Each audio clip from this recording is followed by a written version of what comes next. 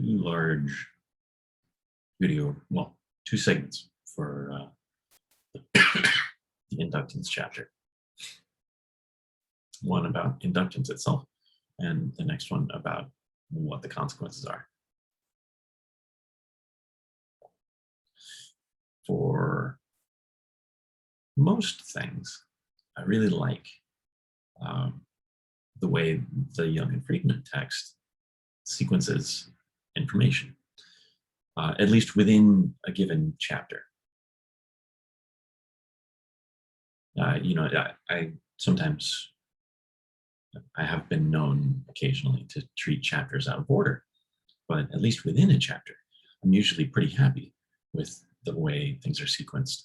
But this particular unit is an exception.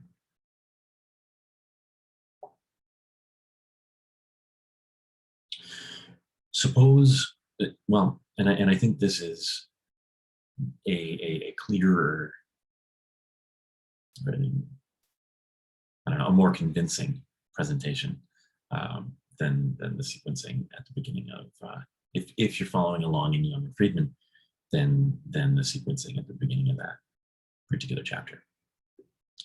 So suppose we have a solenoid.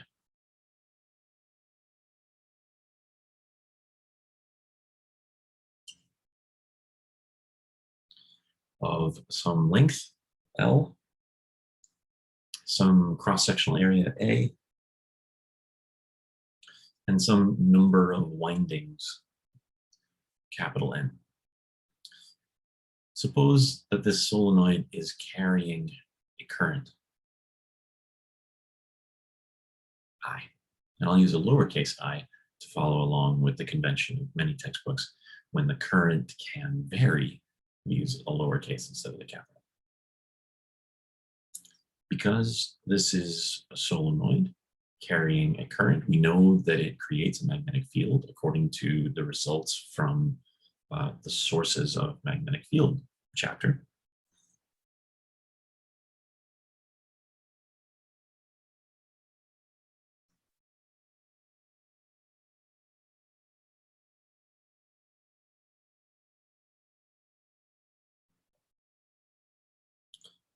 mu0, number of turns per length, current I. It's really nice. The number of turns per length, we could, split that up into N and L. So that's the magnetic field that exists at the center of this solenoid, although especially at near its center.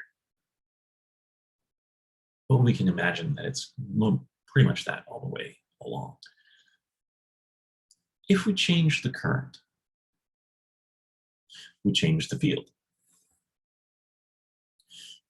But if we change the field, the magnetic field, if we change the magnetic field, then we change the magnetic flux that passes through any of these coils, each turn of the solenoid. Changing the magnetic flux that passes through a coil induces an EMF in that coil. Changing the current through this solenoid changes the magnetic field, which induces a current in this solenoid.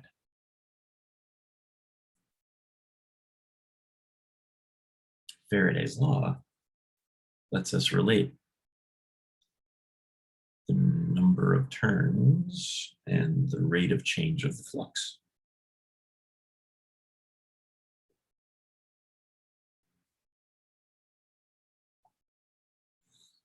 Now, the flux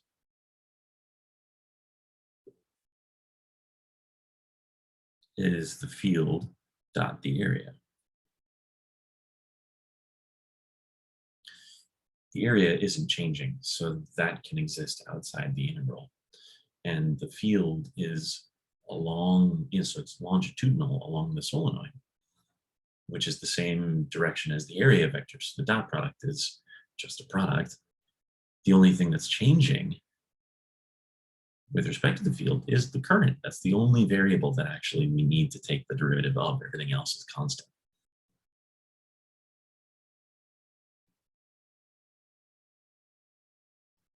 N from Faraday's law. And then N mu over L times A. That's field times area. But then we've got the changing part di dt.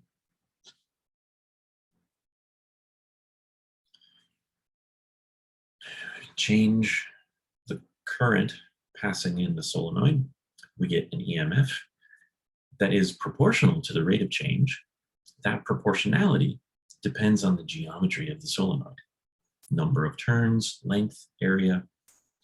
We could isolate this component and redefine a constant that represents how much EMF a particular solenoid feels has induced when we change the current a particular amount.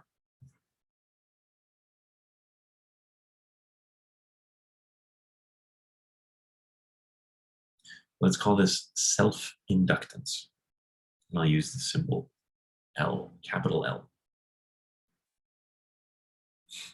So the induced, how much inducement does a solenoid create for itself when we change the current at a particular rate? The self-inductance gets us the proportionality. Okay.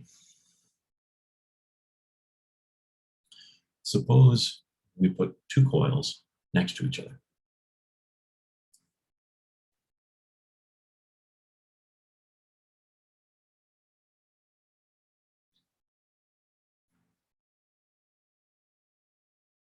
In general, they could have different cross-sectional areas, different numbers of turns, and different lengths.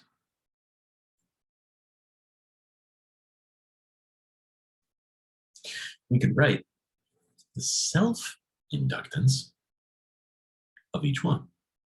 So in other words, ignore the second one, pass current through the first one, change the current, we get an EMF according to its own self-inductance. Ignore the first one now, do the same thing in the second one. We get an EMF according to its self-inductance. So we have the self-inductance of coil 1.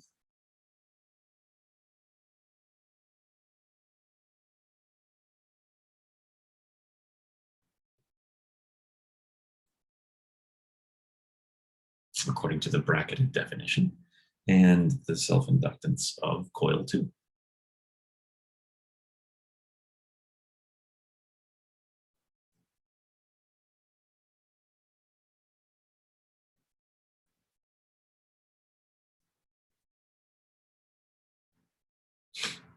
Now,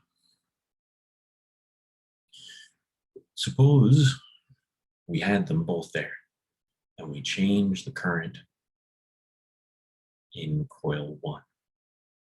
You know what? Suppose that we have, let's even make this clearer, right? Suppose we have coil 1, and then around it, we wrap coil 2.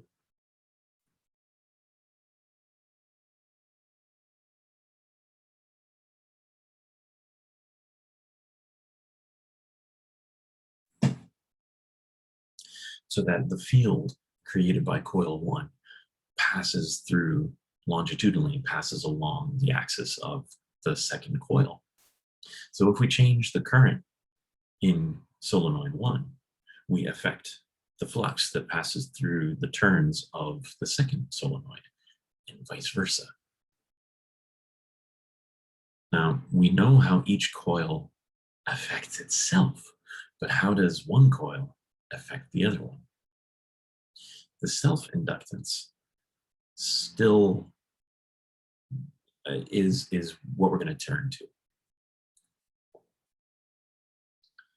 There's a symmetry to this situation. If we do something to the first solenoid, we can induce current in the second.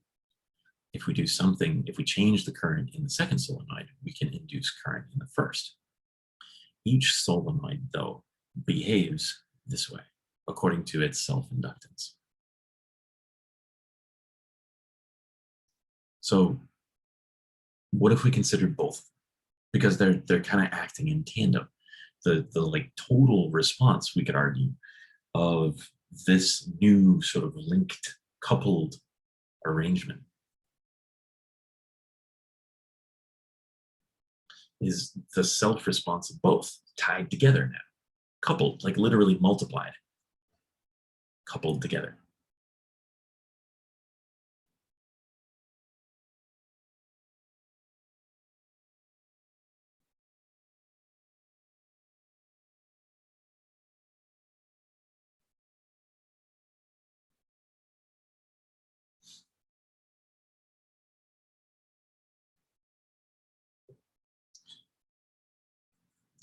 This new expression, the coupling of the two solenoids, has the dimension of square inductance, not of self-inductance on its own, because we've multiplied two of them. So to walk it back and express the proportionality between a change in current and an EMF, vice versa, like from 1 to 2, and then or from 2 to 1, we've got the wrong units for this proportionality right now, unless we've got inductance squared. So let's take the square root.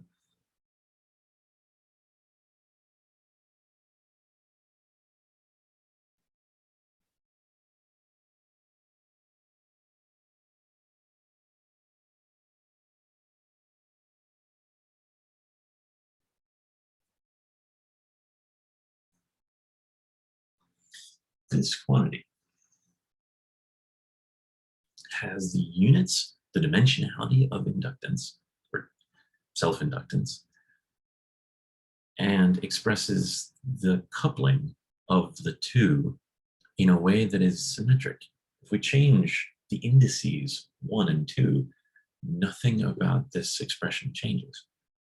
And 1 times n2, or switch them, and 2 times n1, it's all multiplicative, commutative.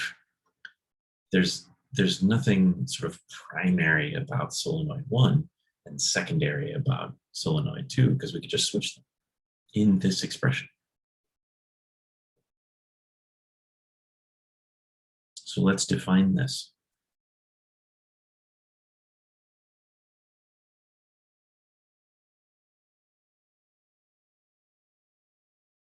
As the mutual inductance of this coupled arrangement of solenoids. The Young and Friedman text starts the chapter with a discussion of mutual inductance, one on another, and also over here, the second one back on the first one, and says, well, it turns out that the inductance of 1 on 2 is always the same as that of 2 on 1. But it doesn't say why, which feels really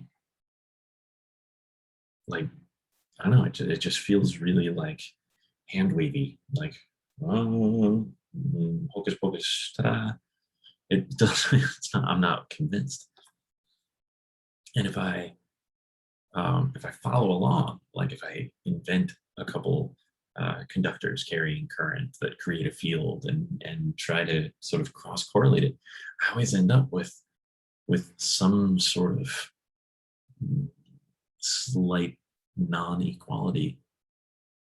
And that's really because this is the way I think it should be defined.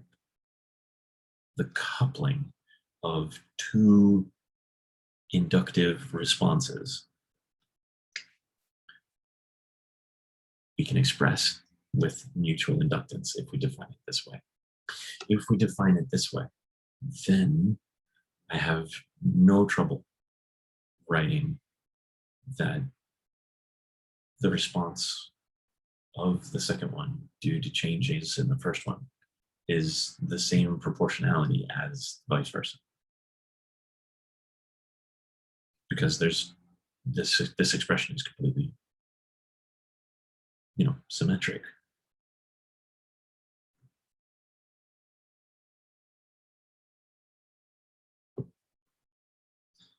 Okay. That's the end of this part.